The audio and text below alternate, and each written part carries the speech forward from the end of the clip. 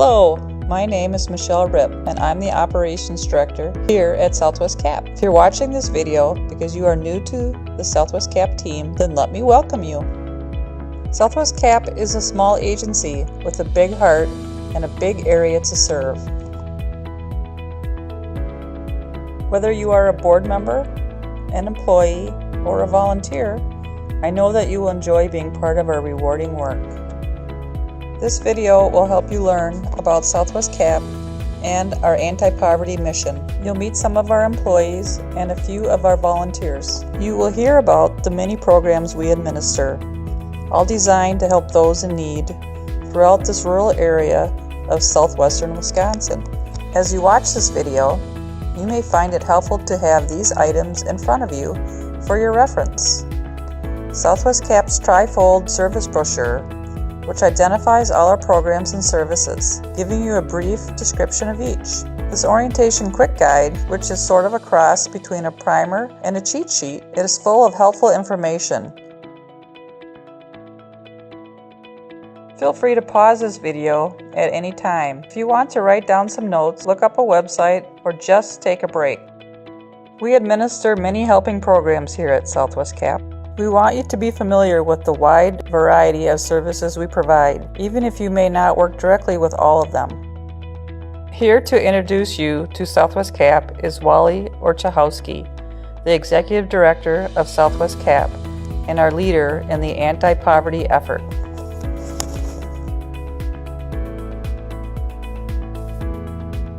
Welcome to SWCAP. My name is Wally Orzechowski. I'm the current Executive Director of the agency.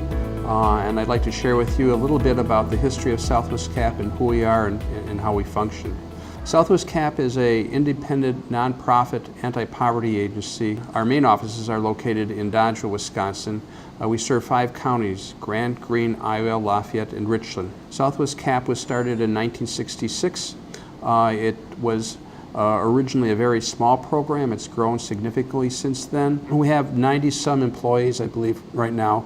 But again, that can go up and down based on the type of funding that we receive. SWCAP has a number of programs, probably more than many other agencies like ours, and that's largely because we're rural in nature, and there are not many, hardly any other nonprofits out here that provide the same type of services that we provide.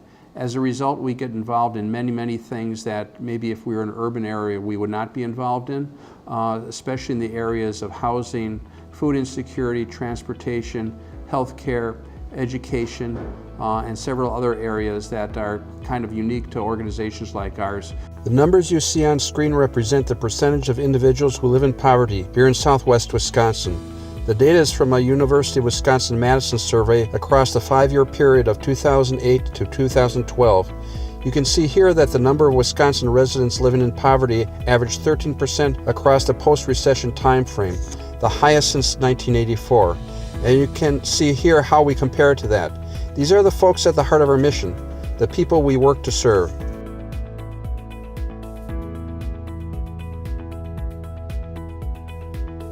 Our mission here at SWCAP brings people and communities together to address the issues associated with poverty. We engage by actively involving the people most affected by poverty, the poor, in our planning on our board in the delivery of our services. That helps to make sure our programs are meaningful and accessible.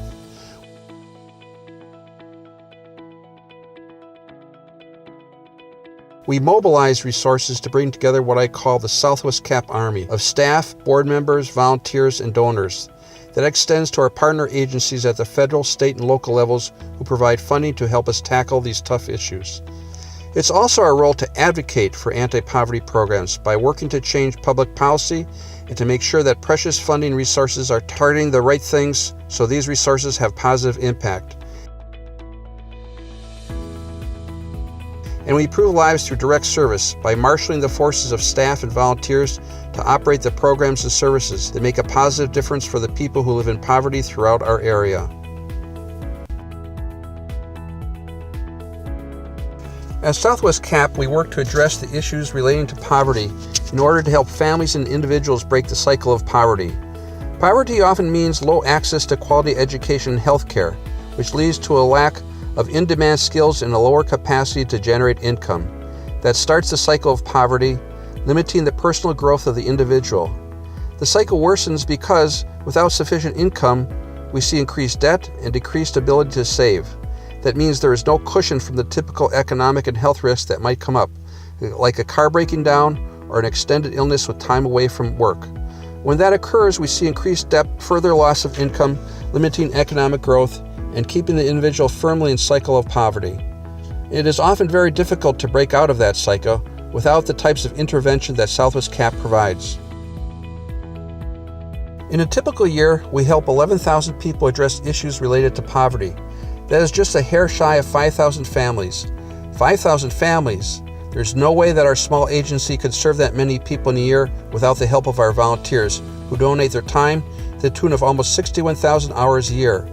SWCAP and our army of volunteers is all about fighting poverty. We help children, elderly, the working poor, the desperately poor, families, people who just need a hand. Let's talk about how we do that. We provide a wide variety of services at SWCAP, designed to tackle poverty from many sides. Our housing and energy programs focus on safe, affordable homes. Our food and health programs work to make sure that no one goes hungry in our area, that young children and their parents know about good nutrition and have access to it, and that quality is available for reproductive care, mental health care, and substance abuse services. We work to make sure that people are able to get to work, school, the clinic, the store, through our transportation programs. And our education programs for both adults and children are critical to our anti-poverty mission. Throughout this video, you'll hear from staff and volunteers about the programs and services we offer here at SWCAP. I hope this video helps you understand what we do here at SWCAP.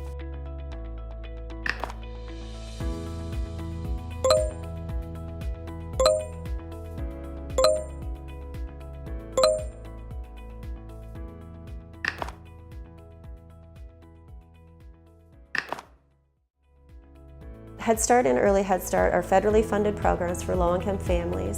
The Head Start program began about 51 years ago and served 3- and 4-year-old children in gaining school readiness skills.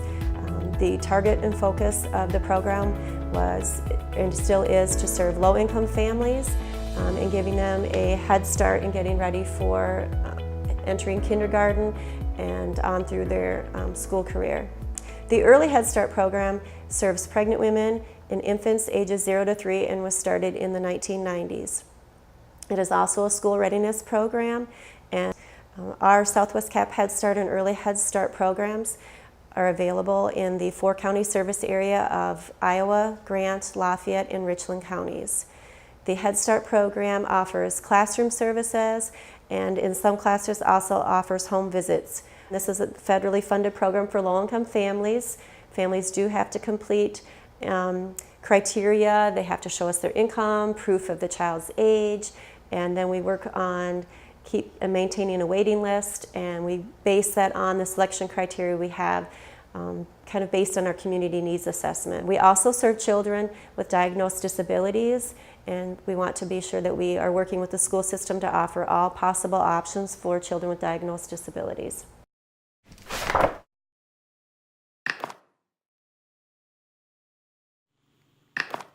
Hi, I'm Kelly Honeke with SWCAP, and I am with the Business Development Program. We are on task to do 4 business startups in a year. That's what we're funded for.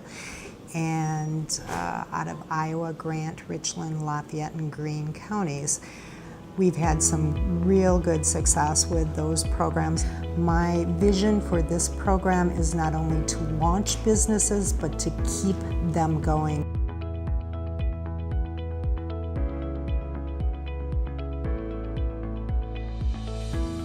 Business Development Program also has some income guidelines, and we are restricted to our counties, our 5 counties that we serve.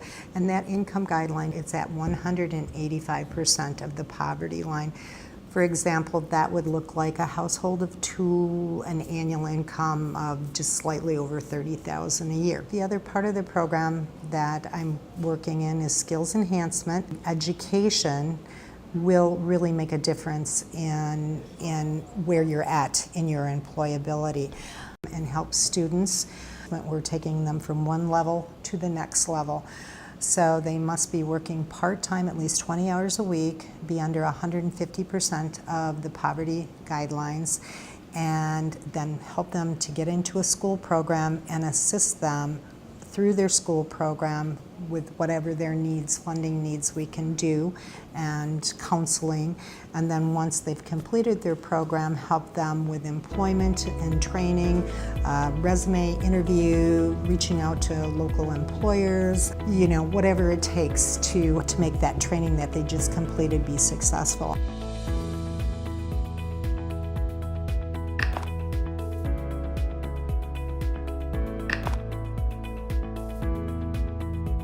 The Foster Grandparent Program was created in 1965, and it provides Americans who are 55 and older the opportunity to put their experience to work as an intergenerational volunteer in the local community, as mentors or tutors for kids who are at risk, either or children that have special circumstances, and they volunteer under the staff of schools, and that includes faith-based schools, not-for-profit daycare agencies, youth-based literacy program, and other family enhancement programs.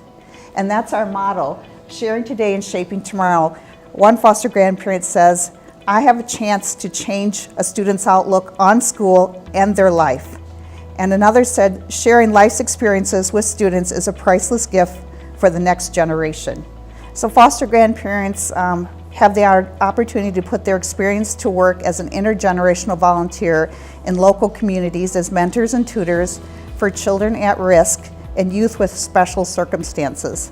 And they volunteer under the supervision of teachers and staff at schools, including faith-based schools, not-for-profit daycare agencies, youth-based literacy programs, and family enhancement programs.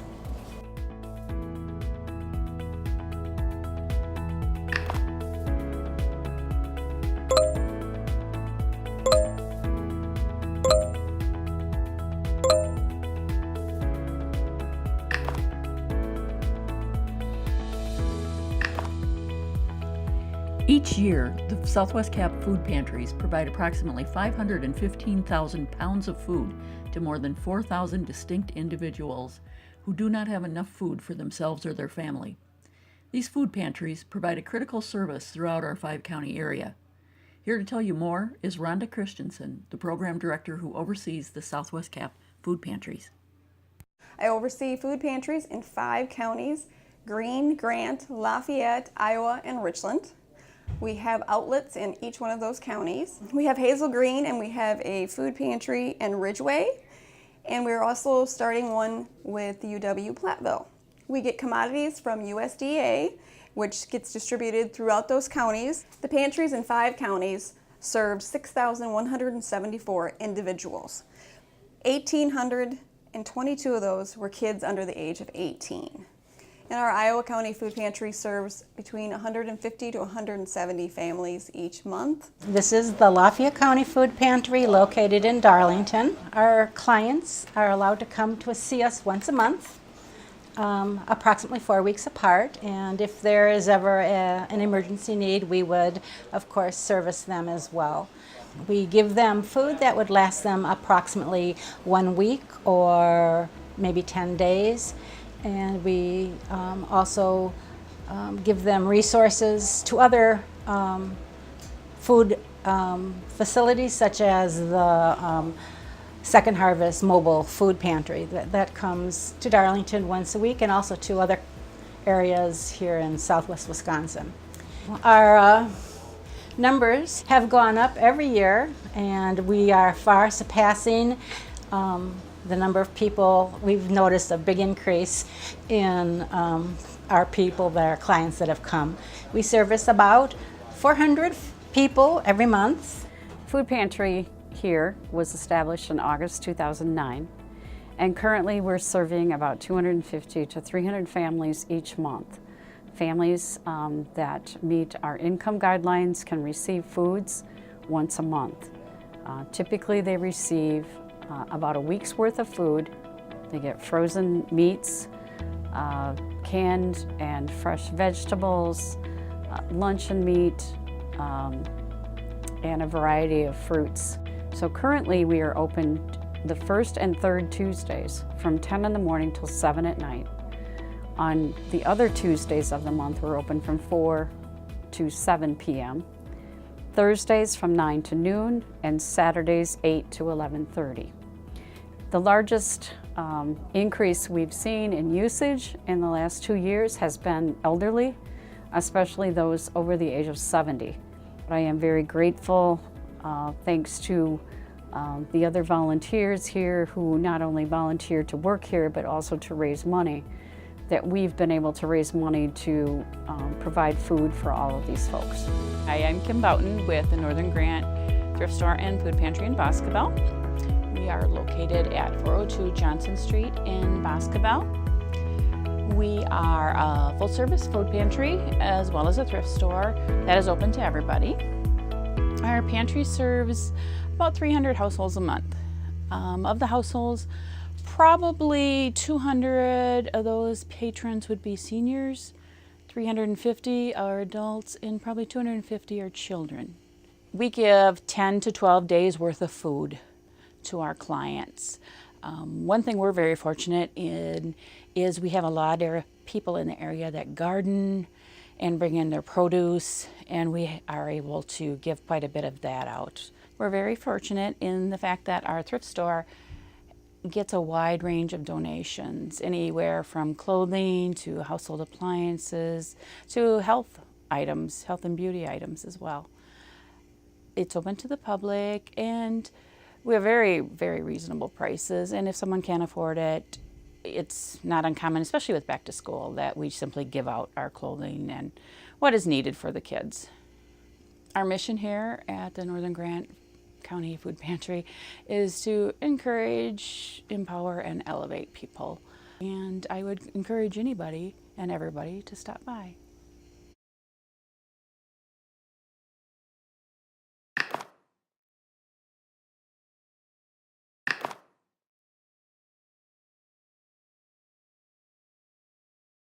Hi, my name is Amy Graber, and I'm the Director Nutritionist of SWCAP's WIC program. WIC is a nutrition program for women, infants, and children. It's in every county in the country, and SWCAP covers the counties of Richland, Crawford, Iowa, and Lafayette. WIC is our country's most effective nutrition program. We serve pregnant women, postpartum women, infants, and children under the age of 5. WIC's goal is to keep families healthy through good nutrition and through better health care. And we do these things in 3 ways. WIC provides foods in the grocery store for families to use, and these include milk, cheese, yogurt, cereal, eggs, juice, whole grain foods like bread, fruits and vegetables, baby food, and in the summer we give checks to use at farmers markets for fresh fruits and vegetables. WIC promotes breastfeeding as the normal way to feed a baby, but in certain cases, when formula is needed, WIC can provide infant formula as well. The second way that we help to keep people healthy is through nutrition counseling and nutrition education. And every WIC program in the country has to have a registered dietitian and other nutritionists on staff to provide these services. And we also provide referrals to other healthcare sources and other programs to help families meet their needs. And that's how WIC helps keep families strong.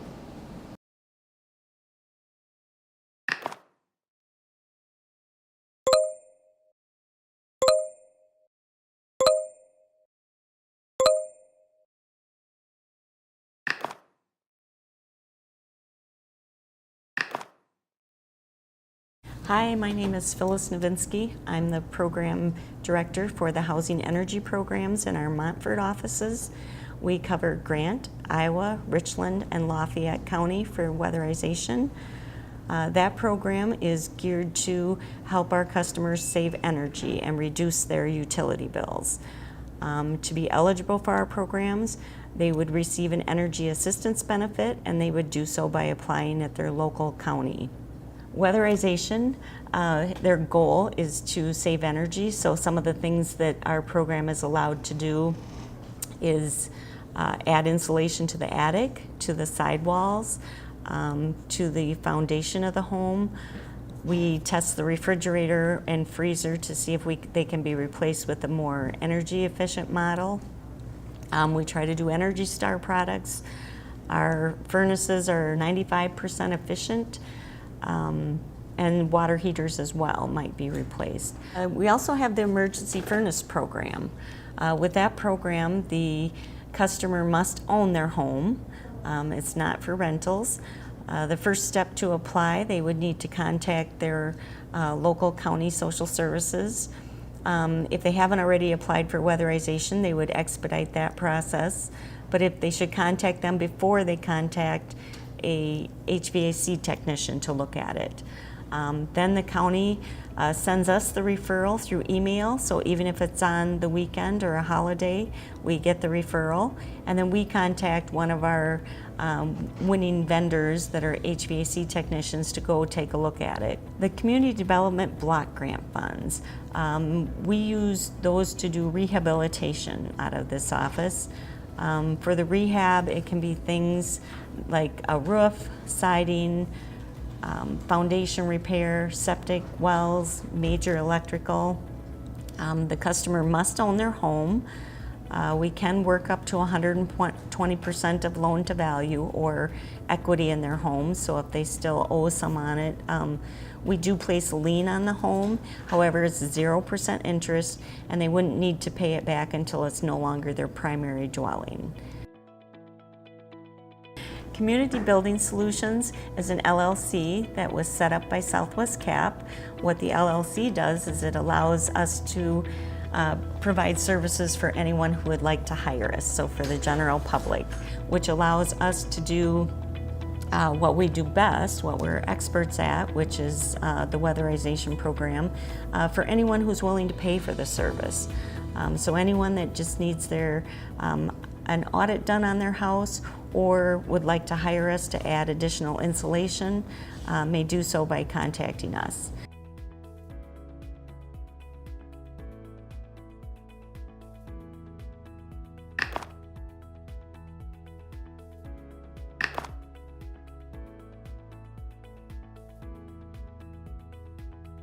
So I am Lori Olsen-Pink, and I work with SWCAP's affordable housing programs. What I work with primarily is our home purchase assistance programs.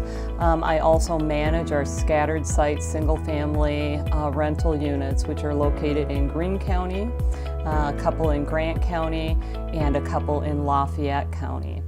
With our affordable housing programs that support home purchase, we have a variety of different programs that can assist an eligible home buyer. It is, of course, an income-based program. As an income-based program, we take a look at the total household income of the folks wanting to apply, and if their income falls below a specific income guideline, they meet the basic or the at least initial eligibility requirements for our program. What can our program do? Our program can provide 0% deferred income dollars in the form of a loan secured against the property that they purchase at the time of purchase. Our funds can go toward a lender required down payment. Our funds can go into the deal even if there is no lender required down payment. Our funds can reduce the repayment period for somebody who qualifies, and our funds can also provide additional buying power in the market for that eligible or that qualifying family.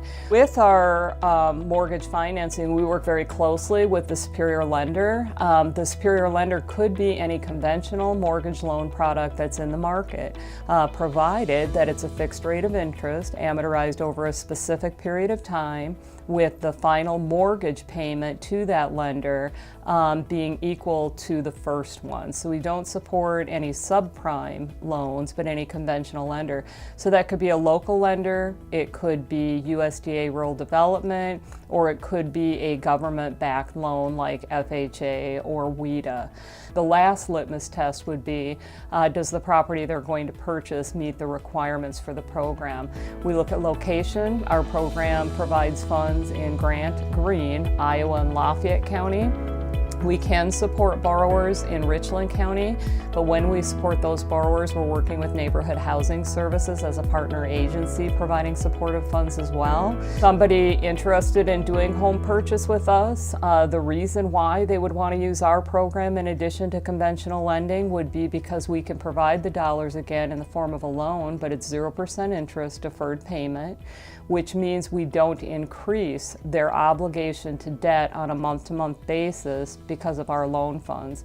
Well, they are secured against the property at purchase, and I mentioned that several times because it is not a grant, it is a loan. Repayment is expected.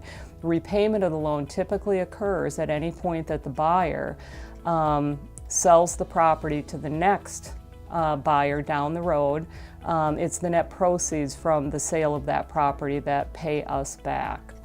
So in terms of process, anybody wanting to apply for funds through our program would simply contact me or contact the agency and they'll get them to me. The first thing we want to do is get an application out to them, determine that they meet the income guidelines for the program, after which we contact them, schedule an appointment for them to come in, do an orientation meeting describing the conditions under which we can provide the funds to them. And we also will issue a pre-qualification letter so that they have that in their back pocket as they're out looking for properties. And we will counsel them and be an advocate for them in their home purchase process.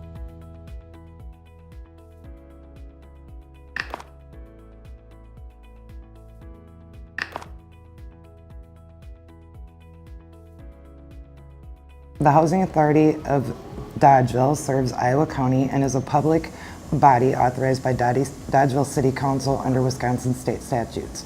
SWCAP is contracted to administer the program. The goals of Housing Authority are to create affordable, safe, and adequate housing for individuals and families who are of low or moderately low income. A 5-member board of commissioners governs the Housing Authority and its programs. Commissioners are appointed by the mayor of the city of Dodgeville and Dodgeville City Council. Each commissioner is unpaid and is appointed for a term of 1 to 5 years. The Section 8 voucher program of Housing Authority is a federally funded rental subsidy program for low-income persons residing in Iowa County area. The Housing Authority obtains rental assistance funds from the Department of Housing and Urban Development, known as HUD, by demonstrating need through an application process. Applicants must be low-income families as determined by HUD income guidelines. A family includes elderly, handicapped, disabled, and single individuals. Eligibility is based upon gross annual income and number of people in the family. Applicants who meet the eligibility requirements are placed on a waiting list. After that, the applicant locates a rental unit within the bedroom size and payment standard that is done by, again, HUD guidelines. The housing unit has to pass a required health and safety inspection to determine if it is and meets federal housing quality standards, otherwise known as HQS. The HQS inspection is an important part of assuring that the program provides decent, safe, and sanitary housing for our very low-income families and individuals. Once the unit has been approved, the applicant will pay an adjusted affordable amount for rent. In general, a family pays 30% of their adjusted gross income for rent and utilities, and the program pays the balance up to the maximum fair market rent, which is determined by HUD for the area. Under the Section 8 voucher program for Dodgeville Housing Authority, we can provide rental assistance for up to 80 families.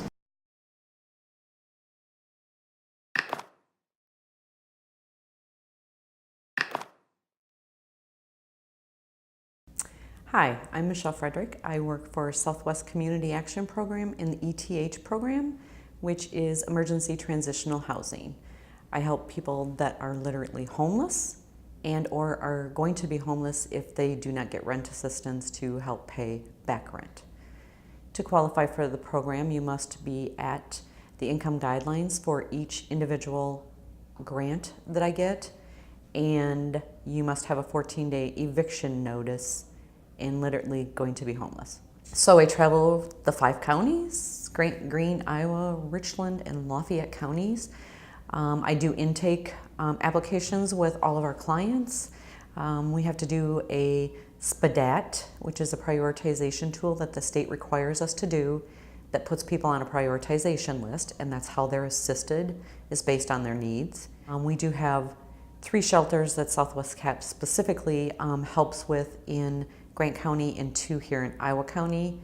The families are able to be housed in the apartment for up to 90 days to get themselves back on their feet, get a job, transportation worked out, and then hopefully transition back into apartments.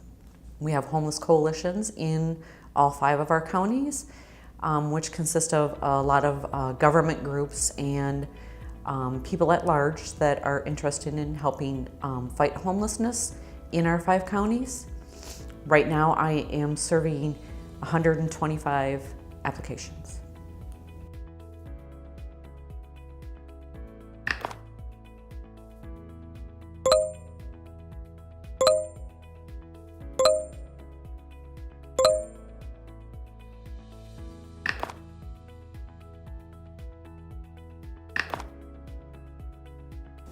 So the LIFT program consists of transportation not only for medical but for work rides, social events, grocery shopping, just about anything that people need transportation for. We offer handicapped accessible vehicles, our specialized medical vehicles for people in wheelchairs or that have special needs that can't fit into a regular transportation vehicle. And those are driven by our staff. Our paid staff consists of 4 drivers, and we have 5 SMV vehicles, 3 side entry and 2 rear entry. We also offer transportation through our volunteer driver program, and those are regular vehicles. People who volunteer to drive for us drive their own vehicles. We started the Work on Wheels program about 17 years ago. We do it as a 0% interest loan. You have to income qualify, live in one of the counties that we serve. It's Grant, Greene, Iowa, Lafayette, Richland, and Sauk and Dane counties. We have financial education classes that are part of it. You have to complete those before we complete your loan. We also report to credit bureaus so we can help your credit score get up there so that the next time you need a loan, you can go to the bank and hopefully get a loan at a good interest rate. And we feel that the 0% is probably about as good an interest rate as you're going to get.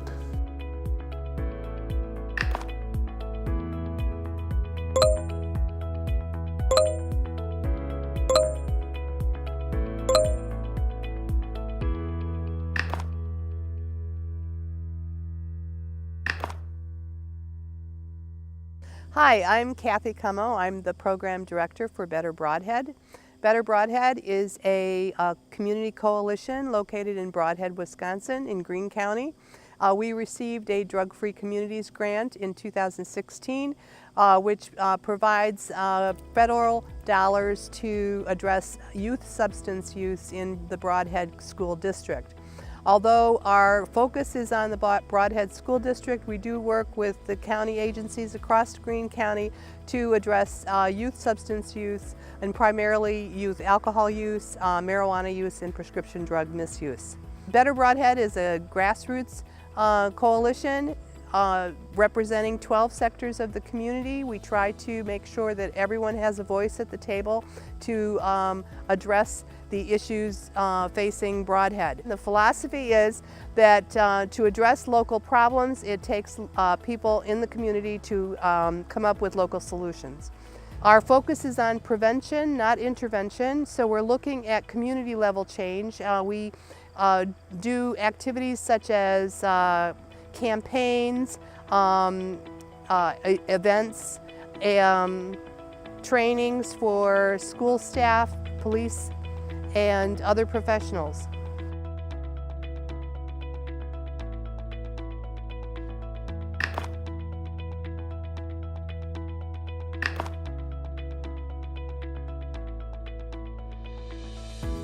Hi, I'm Bridget Mouchon-Humphrey, and I work with the SWCAP Behavioral Health Project, and this project is funded through the Medical College of Wisconsin, Advancing a Healthier Wisconsin funding stream. So we are working on 3 basic strategies across all 5 counties. The first strategy is working on reducing stigma, and stigma is a huge barrier for a lot of people to be able to get access to support and being able to even feel comfortable going in to get treatment and feel comfortable talking about anything with regard to their mental health or if they're abusing any substances. So stigma is a huge issue. The second strategy we're going to be working with is increasing accessibility. And when we talk about that, we're really talking about the referral and resource networks that are happening in our communities, and how do people know what's out there and get access to different supports and services and things that they need. And the third strategy we're working on with this big behavioral health project is availability. And this was actually when SWCAP decided to go after this grant. This was the big problem that they were seeing, was that people didn't have access to providers, to counselors, psychiatrists, and all the other kinds of mental health or behavioral health providers. We don't have enough. We can look at the statistics and show that we just don't have enough people out there doing this kind of stuff, this work. So we need to figure out ways to get people the support and counseling or somebody to talk to even. So we have two big strategies underneath this one. There's one to increase primary care providers' ability to provide these kinds of services, at least maybe knowing how to administer psychoactive medications for depression, anxiety, and then helping them get some consultation with people like a psychiatrist or a psychiatric nurse practitioner so they feel more comfortable in that role. In addition to this, there's a couple of other things that we're working on. We're working right now on revising a grant to do some sober living and medication-assisted treatment. We're looking at doing this in Richland and Iowa counties to start with, and hope that it spreads. So people who have addiction issues sometimes lose the support of their families and their friends and their networks. They might lose their job and even their home. And this is a problem because they end up in jail, they end up in the ER. Oftentimes they relapse probably multiple times, and they keep falling further and further into this hole that is addiction. And they need to get out of that hole. They need to find a place that's safe, that will be there for months and even maybe a year or two to get back on their feet. A lot of people say that, but really start getting into a better place. Medication-assisted treatment is also a big piece of this, where people receive medication that can help them remain off of the opioids or other drugs that they are on. So this is really, there's a number of strategies involved in this, but know that that's something that we're working toward, and that there's a safe place for people to recover from addiction. That's what we're working on.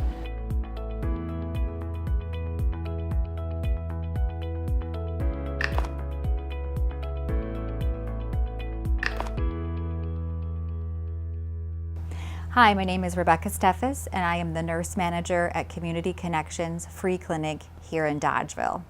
Our clinic was opened 10 years ago and has served lots and lots of people in our community with free medical care.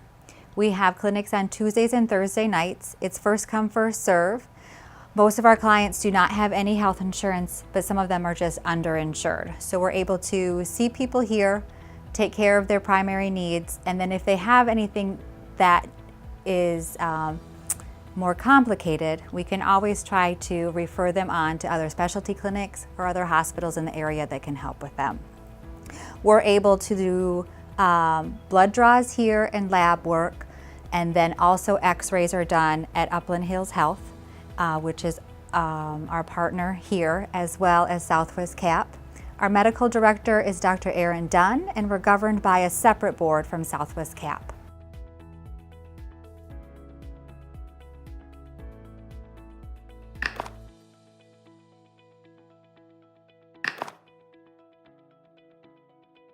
Hi, my name is Angie Donovan. I am the program manager for SWCAP's Neighborhood Health Partners program. We are a reproductive health services program for men and women in Southwest Wisconsin. We have a clinic in Platteville, one in Dodgeville, and one in Monroe. We can do in our facility sports physicals. We're able to do STD testing. We can do annual visits. And there's other things that we can do as well, including treatment. We're able to prescribe birth control. Most of our services are available to individuals at no cost through the Family Planning Only Waiver Service. So if you make less than $3,000 a month, you're able to come in, apply for this program and receive your exams and your birth control free of charge. Our clinic hours do vary, so make sure you check our website at www.swnhp.org, and you can call our facility at 608-348-9766.